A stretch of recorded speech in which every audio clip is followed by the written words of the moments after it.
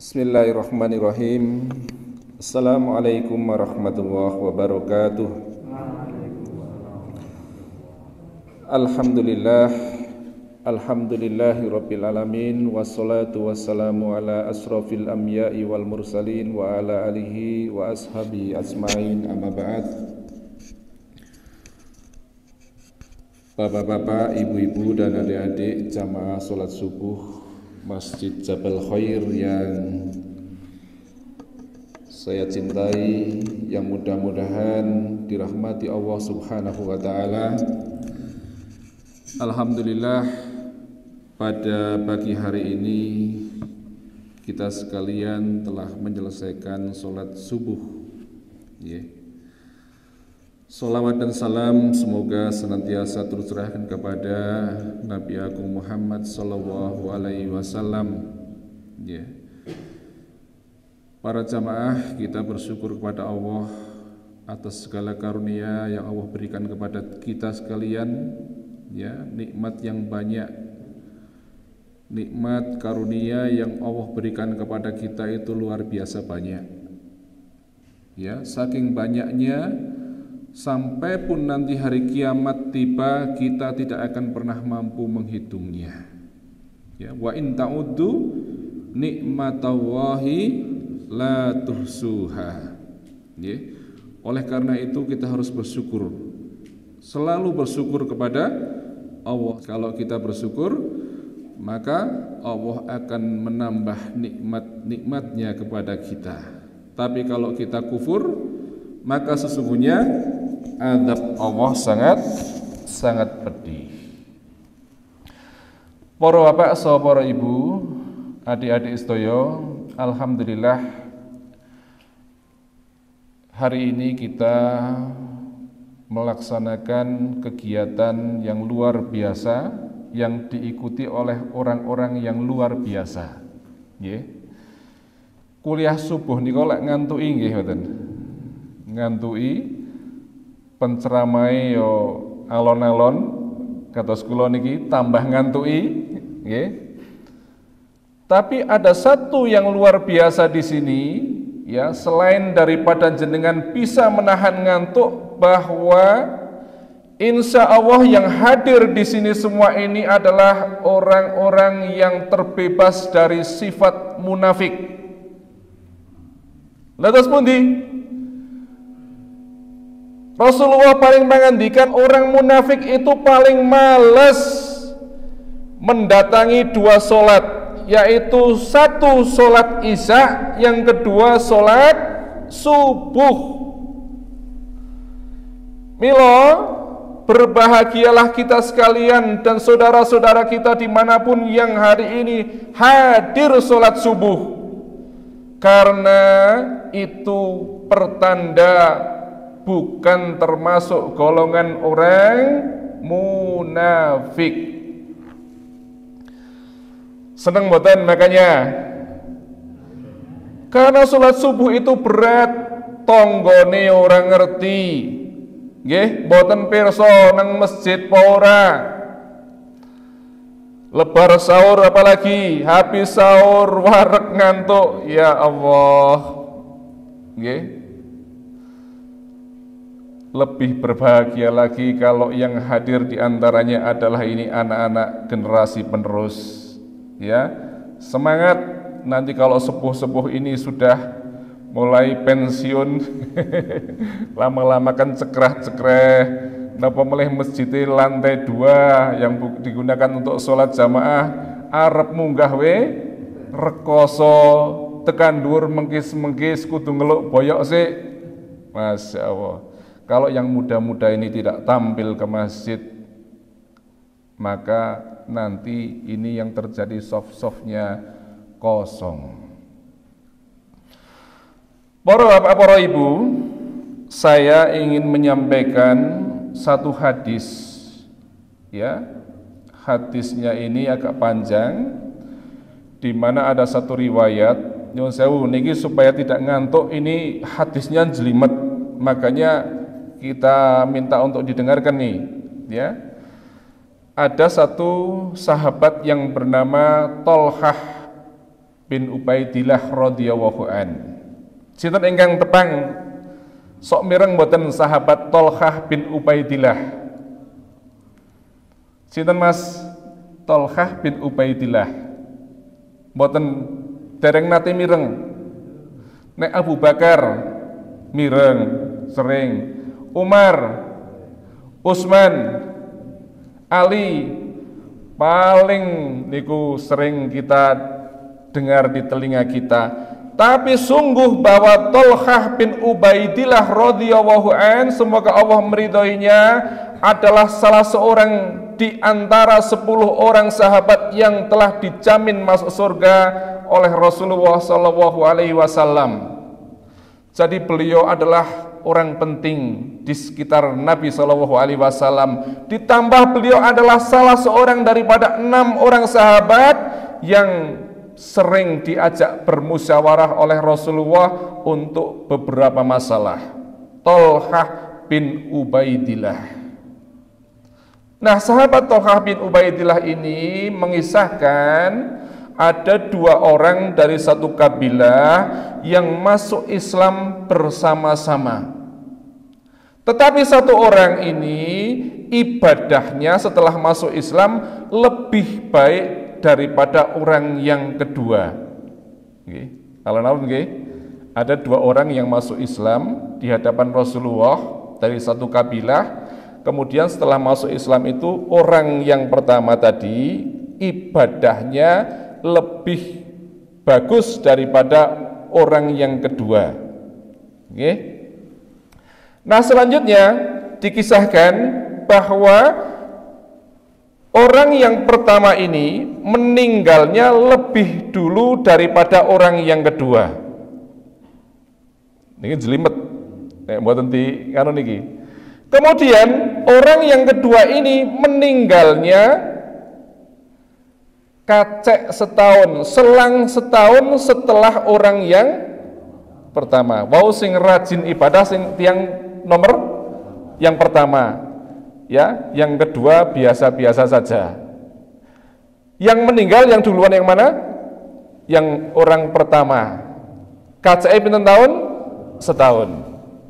Nah, Tolhah bin Ubaidillah melanjutkan kisahnya bahwa dia bermimpi pada suatu malam, ya. Tolhah ini berdiri di depan pintu surga.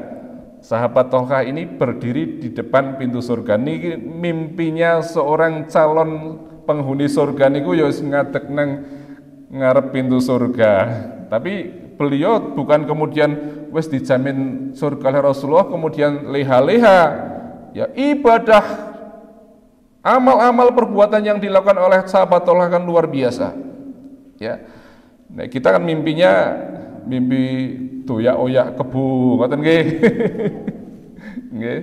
Nah, Tolhah itu ketika dalam mimpinya beliau di depan pintu surga, beliau mengatakan kemudian ada sosok yang keluar dari dalam surga. Sosok itu mengajak orang yang pertama tadi untuk orang yang kedua, ya, sosok di dalam surga itu mengajak orang yang kedua tadi untuk masuk surga lebih dulu. Padahal yang pertama meninggal siapa? Yang pertama, KCE padahal setahun. Setelah itu sosok dari surga itu di dalam surga keluar lagi.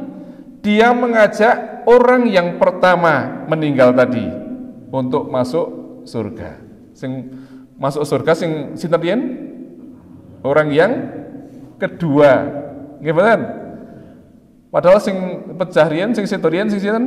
Orang yang pertama. KCS tahun, tapi sing mlebu surga riyen sing kedua. Kemudian orang atau sosok yang dari surga itu, dari dalam surga keluar lagi menemui sahabat Tolhah. Dia mengatakan kepada sahabat Tolhah, kamu kembali, kamu urung wayai. Urung wayai. Lajeng keesokan harinya sahabat Tolhah ini bercerita kepada sahabat-sahabat yang lain. Mungkin kondisinya kados jenengan diceritani bingung prigi tani. Sahabat juga bingung, kok ono kaya ngono ya. Dari kebingungannya itu kemudian Mereka beliau-beliau ini mendatangi Rasulullah, iki kudu ditanyakan kepada Rasulullah. Maka mereka datang kepada Rasulullah dan menceritakan kisah sahabat Tolkah itu. Rasulullah terus pundi? Rasulullah tersenyum.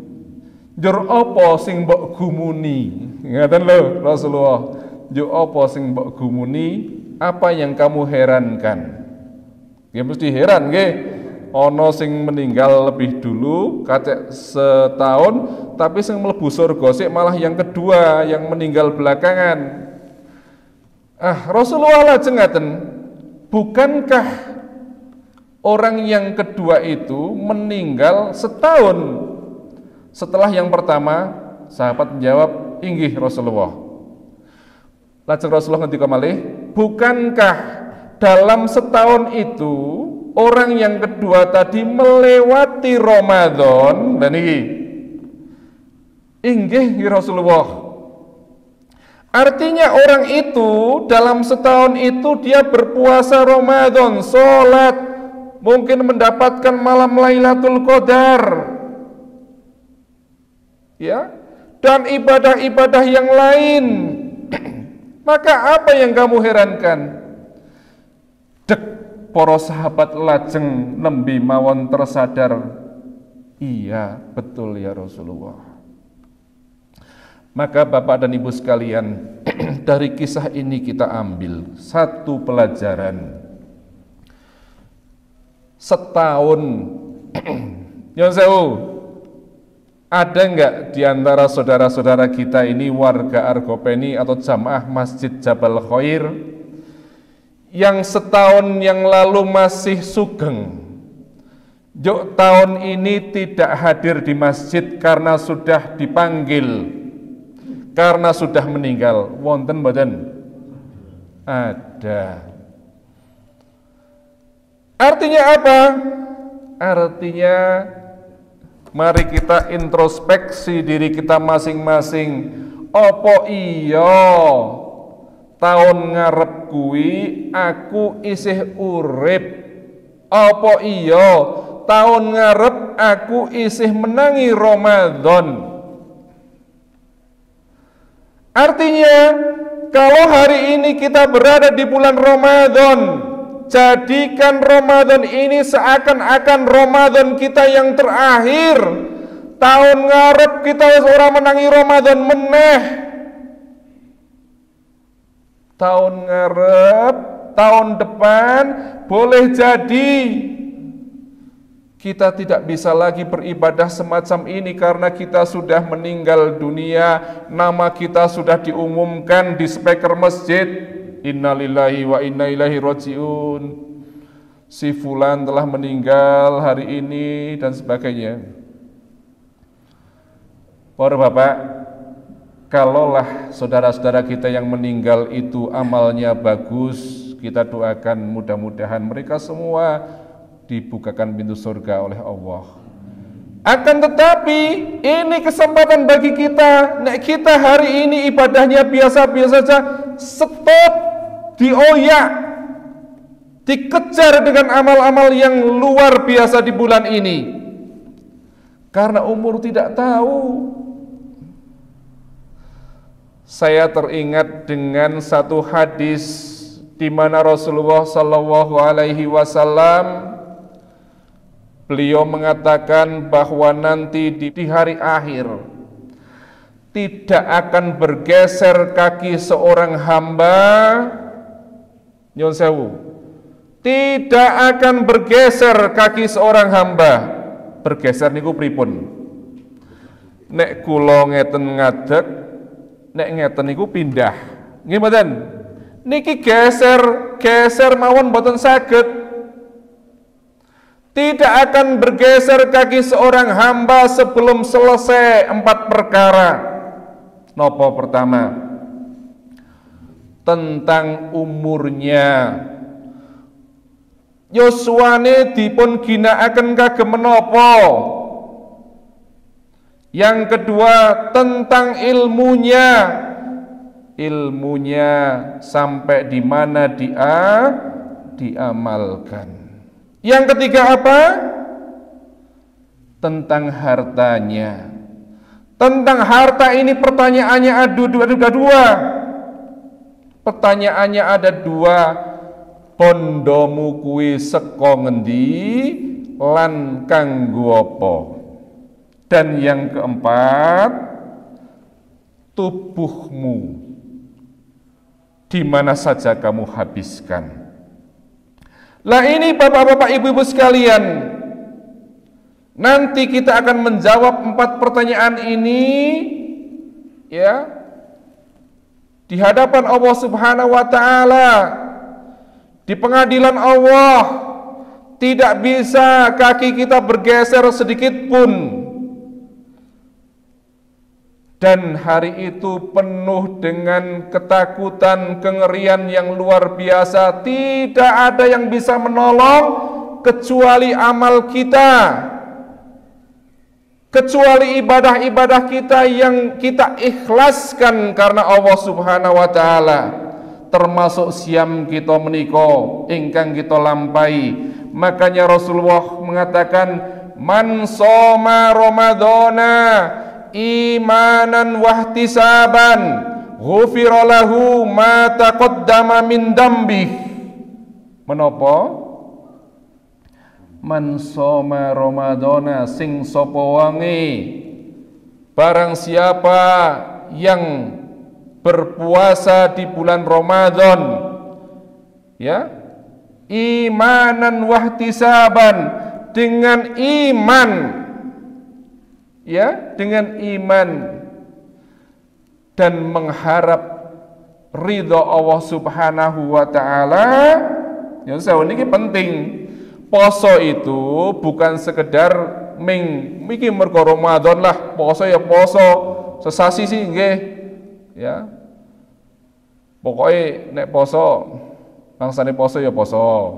Ya, tangga-tanggane do poso mosok ora poso. Cah cilik-cilik poso mosok ora poso. Mantune poso mosok ora poso. Bukan itu. Tapi betul-betul dilandasi keikhlasan kepada Allah. Semua dilakukan karena Allah.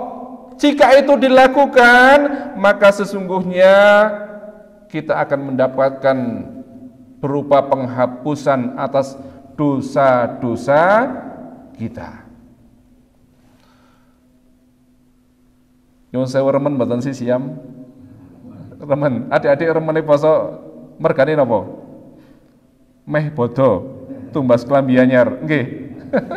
Masyaallah. Ya. Karena inilah di bulan ini pintu-pintu surga dibuka. Setan-setan dibelenggu.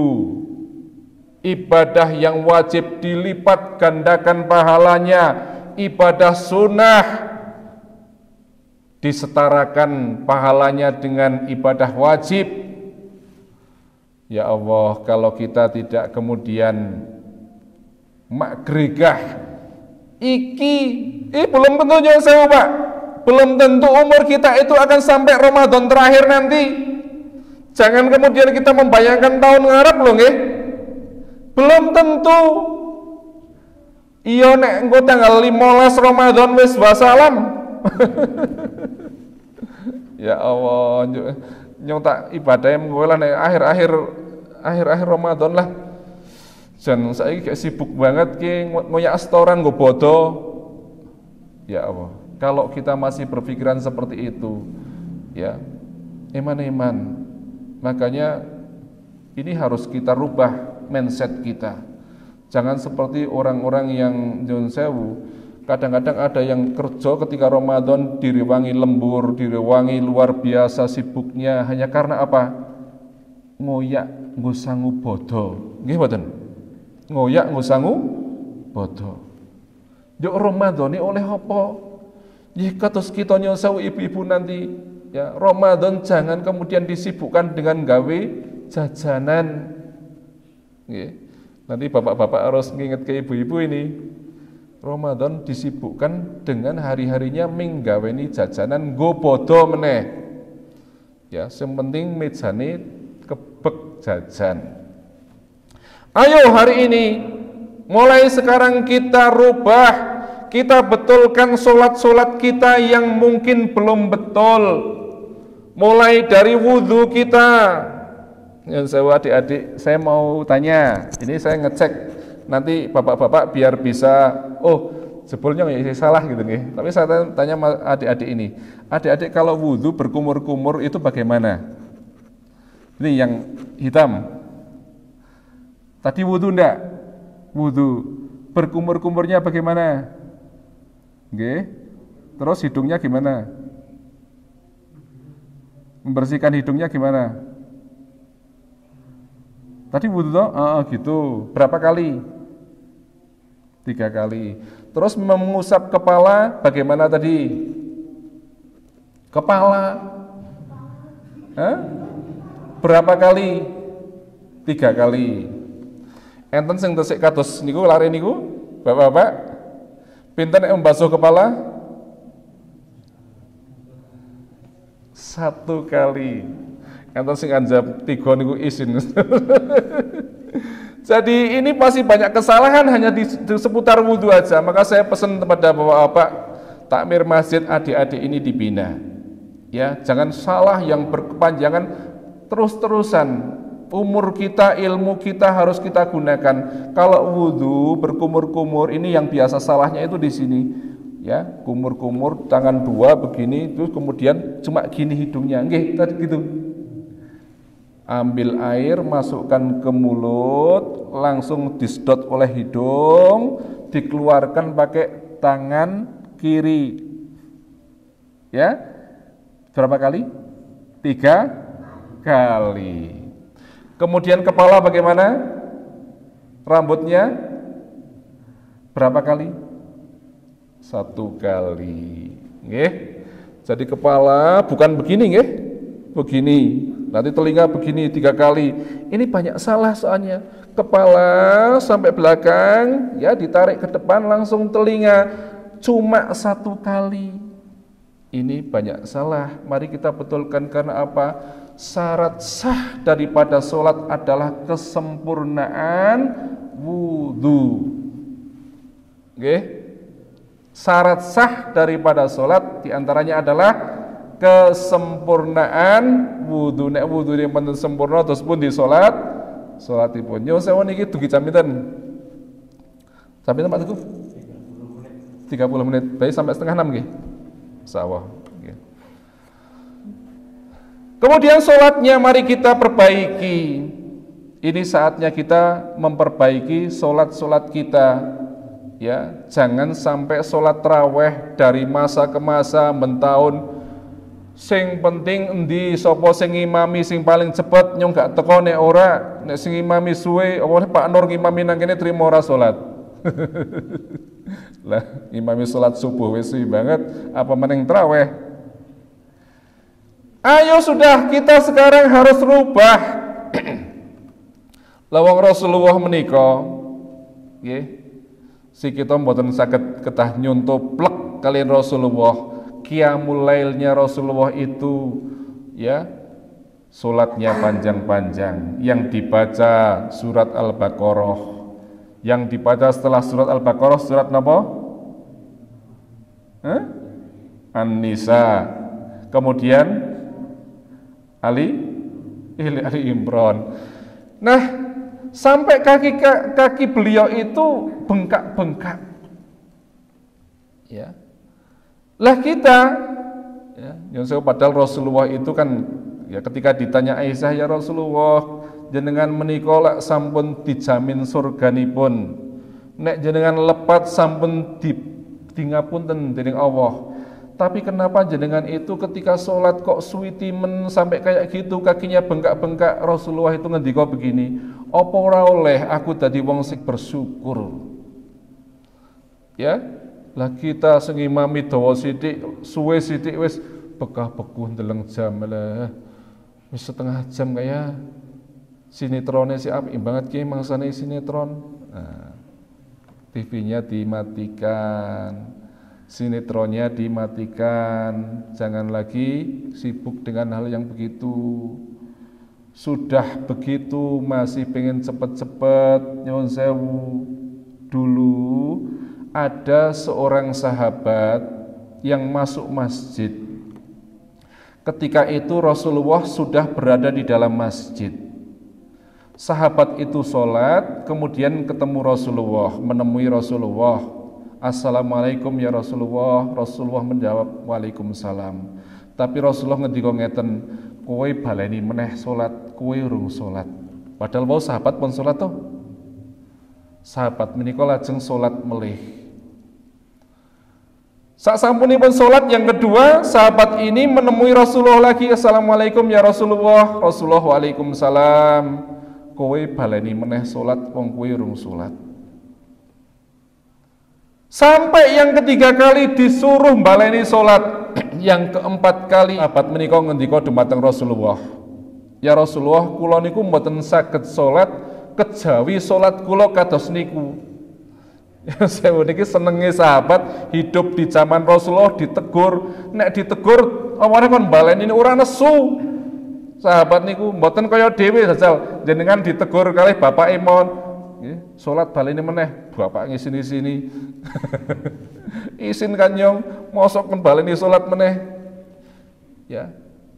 Rasulullah kemudian mengajarkan kepada sahabat itu, kalau kamu sholat mulailah dengan takbir, bacalah surat yang mudah bagi kamu, kemudian kamu rukuklah dengan tumak ninah, sujudnya dengan tumak ninah, kemudian kamu duduk di antara dua sujud, kemudian ya dan seterusnya, napa tumak ninah. Karena sholat tanpa tumak ninah, sholatnya nyampah.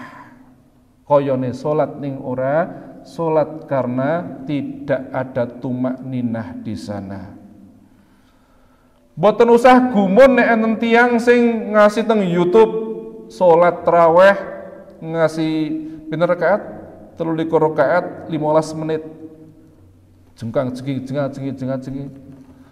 Monggo, tapi apakah diterima oleh Allah apa tidak? Kalau lihat hadis ini aja kita ngeri kok. Ya, sholat dengan tumak ninah itu apa? Berhenti sebentar. Allahu Akbar donga rumiyin, ya. Alon sami Allahu liman hamidah. Rabbana walakal hamdan katsiran thayyiban mubarakan fi mandek. Allahu Akbar sujud. Jangan belum Allah sami Allahu Akbar kita di antara gerakan-gerakan ini ojo koyo apa ya, tidak ada mandeke gitu loh ya. Apa ya Allahu Akbar itu koyo orang dongo. Maka jangan sampai kemudian solat kita di bulan Ramadan ini utamanya menjadi tidak diterima oleh Allah Subhanahu wa taala sebabnya itu. Ya. Dan yang pasti Bapak Ibu sekalian, mari kita perbanyak di bulan Ramadan ini membaca Al-Qur'an. Karena Ramadan adalah syahrul Qur'an. Karena Ramadan adalah bulan turunnya Al-Qur'an di sana. Karena Ramadan penuh berkah dengan membaca Al-Qur'an. Jangan sampai kemudian Al-Qur'an hanya berdebu di dalam lemari, di atas lemari. Ayo, Ramadan jadikan momen untuk kita sekalian perbanyak membaca Al-Qur'an. Yun sewu, satu huruf Al-Qur'an itu akan dibalas dengan 10 kebaikan. Niki nek di luar bulan Ramadan nggih. Nek bulan Ramadan pasti lebih ya. Dikatakan Rasulullah bukan alif lam mim satu huruf, bukan. Alif satu huruf, lam satu huruf, mim satu huruf. Coba bayangkan, satu halaman kita setiap hari membaca itu berapa kebaikan yang kita dapatkan. Apalagi kok berhalaman-halaman, berkelebet-kelebet ngoten istilahnya. Ya. Mudah-mudahan yang sedikit ini ada manfaatnya. Mohon maaf jika ada kesalahan. Mudah-mudahan kita sekalian selalu diberikan kesehatan oleh Allah Subhanahu wa taala, diberikan istiqomah untuk menjalankan ibadah-ibadah kepada Allah dengan ikhlas. Mudah-mudahan Allah berikan umur panjang kepada kita. Mudah-mudahan saudara-saudara kita yang sakit diberikan kesembuhan, kesehatan ya, sehingga bisa mengikuti ibadah-ibadah dengan nyaman, dengan maksimal. Subhanakallahumma wa bihamdika asyhadu an la ilaha illa anta astaghfiruka wa atubu ilaik. Assalamualaikum warahmatullahi wabarakatuh.